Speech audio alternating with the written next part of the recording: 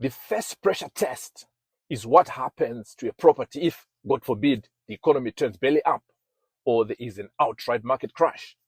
I've got to prepare for this because market downturns do happen, right? So the first pressure test KPI is to model the rental income. I call this the rental income modeling. So how do you do this? Simple. We assume that the rents drop by 10% for the year. Or since right now we are using the regular 5% to model vacancy rate for the whole year, now we assume that the vacancy rates on the building I'm looking at, it goes up 10%. So what does this do? This would stress test my deal because it allows me to answer this question here. Does my deal still cash flow in a way where it still makes sense to buy it when rents have gone up and down?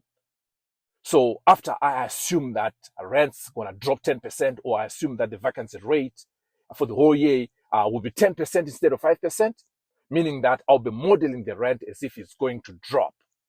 The question is, does it still make sense to buy the building when rents have dropped or the vacancy rate has gone up? If the building still cash flows after that, then that building will continue with the underwriting because it would have passed that stage of the pressure test. Stay blessed.